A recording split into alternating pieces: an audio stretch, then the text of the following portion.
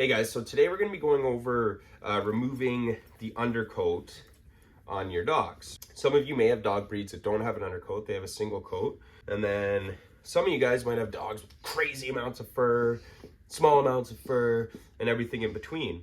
Rocky being a lab, he does have a quite a thick undercoat.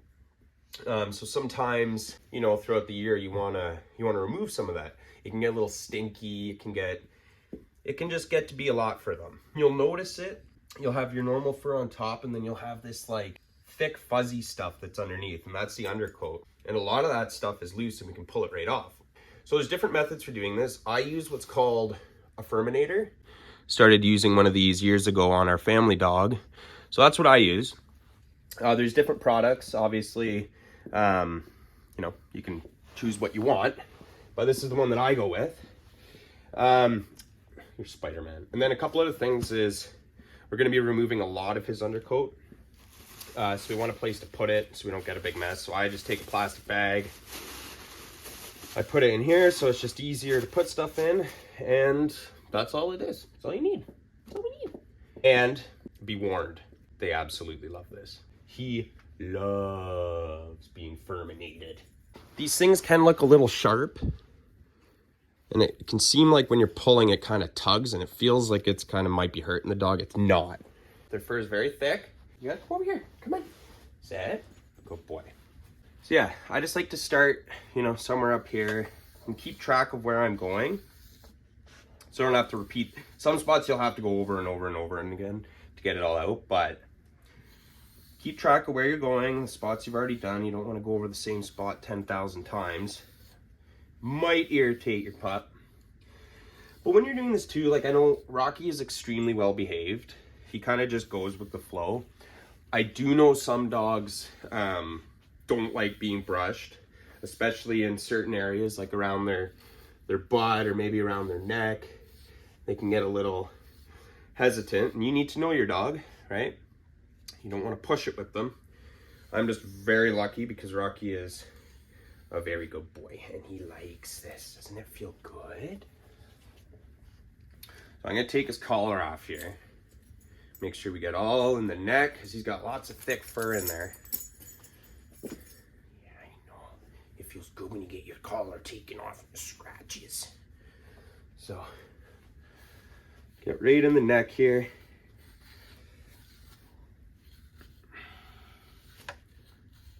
All that fluff. All your little fluffies. But yeah, you just want to go over the entire body of the dog. There's some areas where there won't be much of an undercoat and you won't have to spend much time. Other spots is very, very thick and you'll have to go over and over and over again to get it all out. You're never going to get it all out, but the goal is to try and get as much out as possible so your doggy can feel a little lighter and a little less stinky.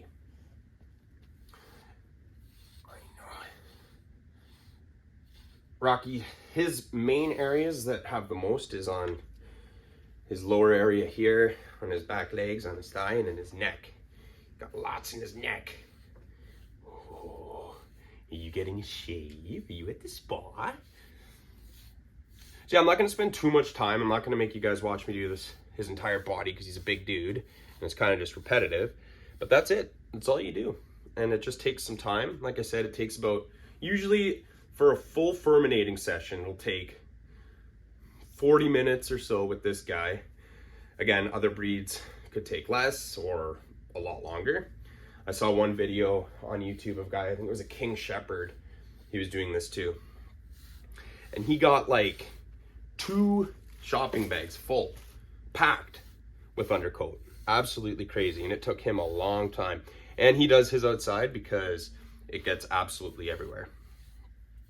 So I do, again, I'm lucky I got a lab. He's not too crazy, but he does have an undercoat. So every once in a while, I'll spend the time getting it all out so he's clean and fresh and he feels handsome. What, you want me to do your paw? You have, I can't get anything from your paw. There's nothing there. There's nothing there. So anyway, guys, thank you. Any questions, let me know in the comment section below. I don't generally brush my dogs a lot. I don't need to. Their hair doesn't get matted or tangled or anything, so I don't brush a lot, but I will use this FURminator every, you know, whenever I feel like it's needed, and it seems to do a good job.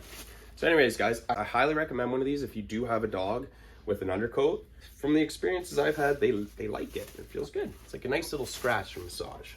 So any questions, make sure to let me know in the comment section below. Tell me your methods for removing the undercoat or what you do with your dogs. So as you can see here, guys, in that short amount of time I spent with Rocky, we got all of this undercoat, and this is just really fine, fluffy stuff.